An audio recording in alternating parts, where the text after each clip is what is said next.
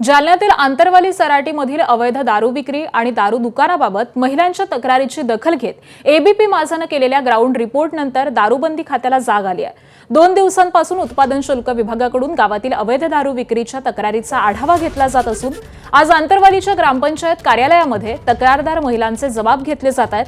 गावातील दारू दुकानाबाबत बाटली आडवी करण्यासंदर्भामध्ये ग्रामपंचायत सदस्य, सरपंच, उपसरपंच यांच्यासोबत कायदेशीर प्रक्रियेसंदर्भात उत्पादन शुल्क विभागाकडून मार्गदर्शन केलं जात आहे। दरम्यान असंख्य तक्रारींनंतर दारूबंदी खात्याची लोक आंतरवालीमध्ये आल्यामुळे ग्रामस्थांनी एबीपी माझाच्या माध्यमातून चांगलं काम होत असल्याचं समाधान व्यक्त केलंय।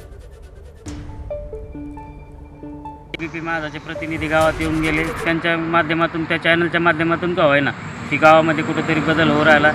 यामुळे महिलांमध्ये सुद्धा आनंदाचे वातावरण तयार होऊ राहिले आणि लवकरच ग्रामपंचायतचा ठराव घेऊन आणि महिलांचं मतदान घेऊन या विषयावरती कुठेतरी आळा बसेल अशी महिलांना खात्री पटली आहे। माहिती अशी मिळाली की इथे जे शासनमान्य दारू दुकान आहे त्याच्या संदर्भात महिलांचा रोष आहे की ते दुकान बंद करावं। त्या अनुषंगाने आता ग्रामपंचायतीमध्ये जे सदस्य, उपसरपंच, पोलीस पाटील भेटले, त्यांना नियमातील तरतुदी समजून सांगितली आहे। त्या अनुषंगाने त्या मला जी सयांचं निवेदन पाहिजे असतं महिलांच्या 25% किंवा ग्रामपंचायतीचा ठराव, ते त्या पुढच्या त्यांच्या ग्रामपंचायतीच्या ग्रामसभेमध्ये तो विषय ते मांडणार आहेत। त्या अनुषंगाने जर आम्हाला निवेदन प्राप्त झालं तर त्यानुसार जी आमच्या परिपत्रकानुसार कारवाई आहे तर ती आम्ही करू।